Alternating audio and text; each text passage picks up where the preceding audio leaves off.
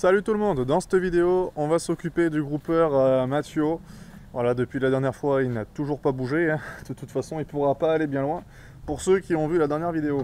Voilà, parce qu'en fait j'ai les pneus enfin un pneu qui a explosé à cause d'une hernie et le deuxième il a une très belle hernie aussi de chaque côté du pneu. Donc j'ai changé les pneus du C15, donc ça c'est les anciens pneus arrière du C15, voilà. Parce que j'étais au témoin, donc ce que j'ai fait c'est que j'ai passé les pneus qui étaient à l'avant à l'arrière, enfin les jantes entières, hein. J'ai pas démonté les pneus là pour le coup, et les jantes qui étaient à l'arrière je les ai passées à l'avant pour mettre des pneus, voilà, des pneus comme ça là, crampons. Donc ça c'est une bonne chose de fait. Donc comme c'est la même dimension, ça va aller sur le Mathieu, comme ça on recycle les pneus jusqu'au bout. Et dans cette vidéo on va pas faire que ça, parce que je vais également m'occuper de cette remorque là. Pour cette remorque là il y a beaucoup moins de boulot que le groupeur de bottes, parce que là j'ai juste à changer les pneus. Donc là pour me faciliter l'accès je vais sortir le Massey Ferguson pour mettre le motoculteur à la place, et quand j'aurai fini je remettrai le Massey Ferguson à la place du motoculteur, comme ça j'aurai plus de place des deux côtés, parce qu'avec la paroi du hangar je peux pas accéder à l'autre roue. Et une fois que j'aurai démonté les deux roues, après on va démonter les deux roues du Mathieu. Allez.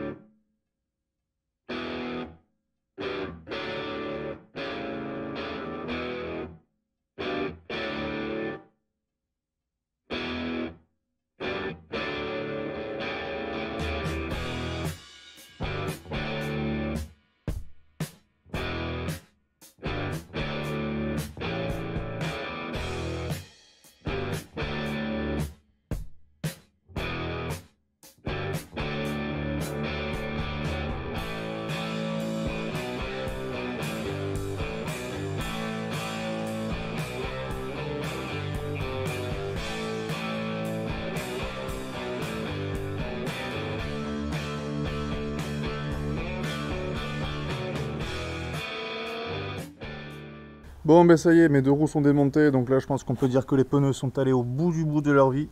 Là ça va être compliqué de les amener plus loin. Celui-là pareil, là on voit carrément la chambre à air à l'intérieur. Donc ces pneus là je vais pas les changer moi-même, je vais les amener chez le spécialiste, parce que déjà les deux roues c'est pas les mêmes.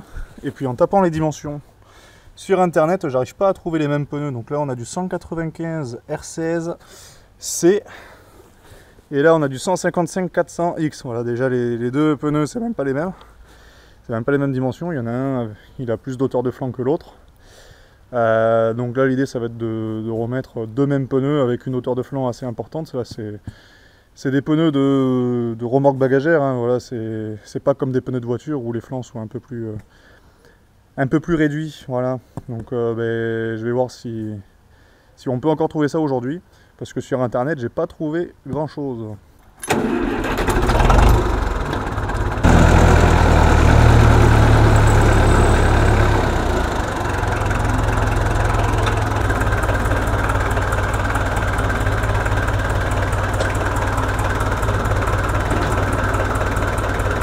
Bon là ça passe au poil de cul, hein. Mais bon, au moins le tracteur est à l'abri. Donc maintenant on va se diriger vers le Mathieu et on va lui démonter les roues à lui aussi.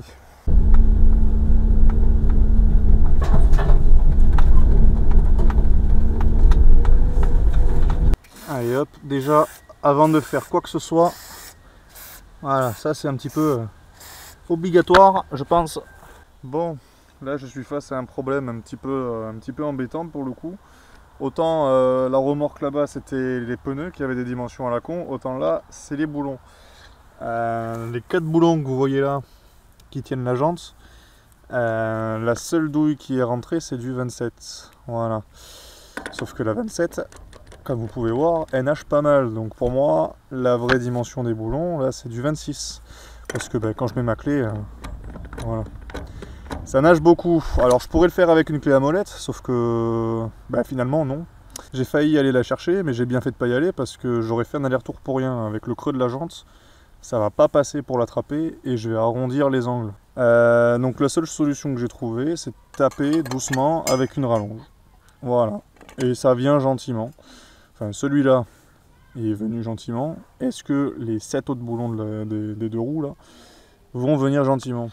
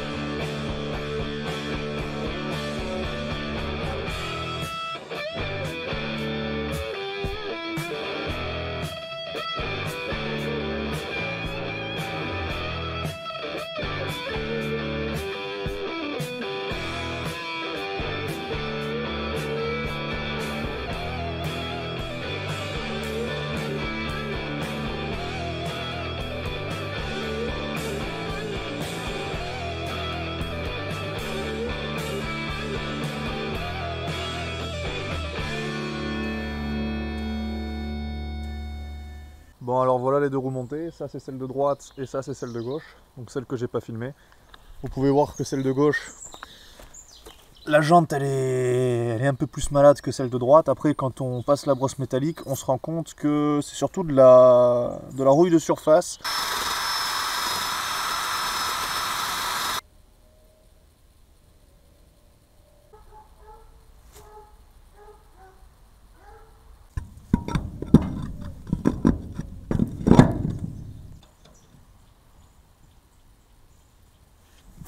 Bon, là ça y est, le Mathieu il est à la maison, donc on va pouvoir bosser dessus et je peux vous dire qu'il y a du sacré boulot. Donc pour ceux qui n'auraient pas vu la dernière vidéo, il y avait les 2 roues à faire, donc là on a changé les pneus, on a mis des chambres à air neuves, donc ça c'est fait. Il y avait un petit peu de soudure à faire, un peu de découpe et un peu de soudure au niveau du canal. En fait il a été modifié pour des bottes basse densité, donc en fait il a été élargi. Et en plus, je pense qu'il s'est pris un coup sur le côté parce que là tout a été tordu, voilà. Il avait fait des renforts sur le dessus, mais bon. On peut voir que tout suit le mouvement un petit peu comme ça. Donc il va falloir couper les tubes métalliques. Et après cette partie-là du tube, on viendra la mettre là. Pareil de ce côté-là. Et en haut, va falloir couper. Ça c'est une barre qui fait tout le long. Ouais, c'est une seule barre. Et pareil, on va souder ça ici. Voilà. Avant d'attaquer la soudure, va falloir mettre du dégrippant à plusieurs endroits. À tous les points de pivot en fait. Donc ici, ici, ici, ici, tout simplement. Pourquoi? Parce que tout est grippé, voilà. Et il va falloir tout démonter parce que à ce stade-là, je pense pas que juste mettre un coup de pompe à graisse ou 2, ça va régler le problème. C'est resté dehors pendant tellement longtemps que il va falloir tout passer à la brosse métallique. Après là pareil, on a des petits bouts de fil de fer là qui traînent.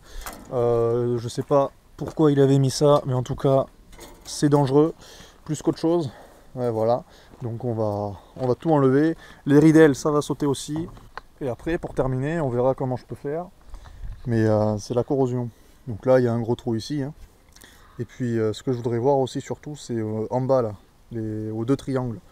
Parce que là, faut voir si ça a percé ou pas, s'il faut renforcer. Enfin bon, voilà, maintenant que vous en avez vu la couleur, je pense qu'on va se mettre au bout.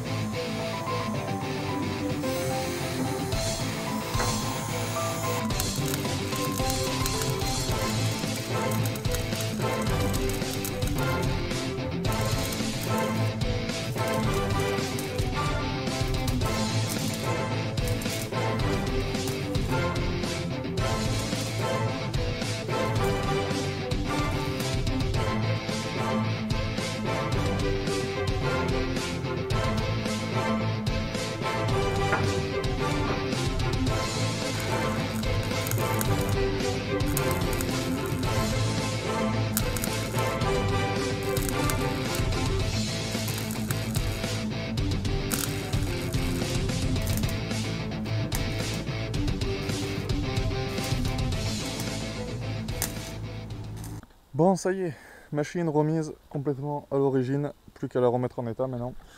Donc le canal pour les bottes, ça c'est fait, et je trouve que c'est bien mieux comme ça. Maintenant pour ce qui est du mécanisme, pour moi il y a deux endroits où ça bloque, parce que là la manette est déjà enclenchée, et il se trouve que quand on relâche la manette, tout est censé revenir. Voilà. Donc ma théorie c'est que ça bloque au niveau de cette barre ici qui traverse d'ici jusqu'à là-bas, et également de la barre qui traverse d'ici et jusqu'à là-bas, c'est celle qui tient les dents en bas, c'est ce qui traverse tout ça, voilà, parce que cette partie là est bel et bien mobile. Donc là pas le choix, va falloir tout démonter pour tout nettoyer, et après une fois que ça pourra à nouveau fonctionner, j'irai m'occuper du fond de la caisse qui est complètement bouffé par la corrosion. Là aussi il y a un petit peu de boulot.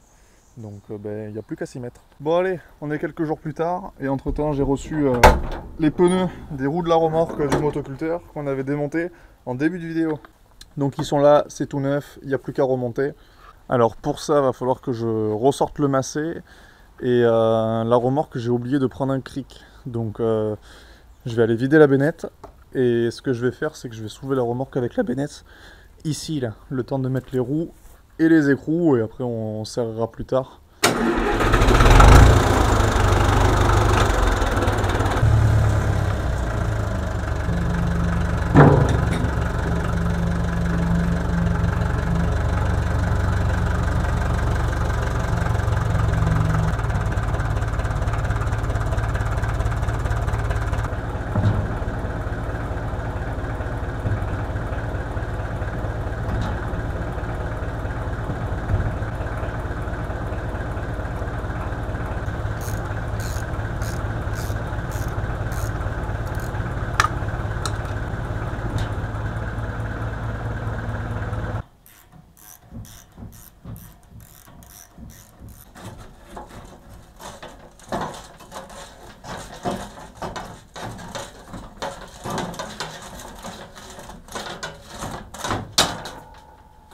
Bon ben là ça y est, la remorque est remise sur roue, j'ai enlevé le côté qui restait. Je pouvais pas remettre l'autre, hein, parce que même ce côté là, vous voyez, les demi-chevrons ils sont bien pourris quoi, voilà. Donc faudra les changer. Mais bon, pour l'instant, comme j'ai pas prévu de remettre les côtés, ça peut rester comme ça, parce que je vais m'en servir pour mettre des branches en travers, voilà. Et le jour où je la referai, j'essaierai de faire en sorte que les côtés soient démontables facilement. Parce que là, c'était fixé avec ça. Alors déjà, je pense pas que ce soit des vis à bois. Pour moi, ça ressemble plus à des vis à béton. Et puis, pas mal se sont retrouvés comme ça, en mode clou. Donc forcément, ça tenait plus grand-chose. Bon, ben en tout cas, on va le remettre à sa place. Comme ça, le macé pourra re-rentrer sous l'hangar à côté du Renault. correctement.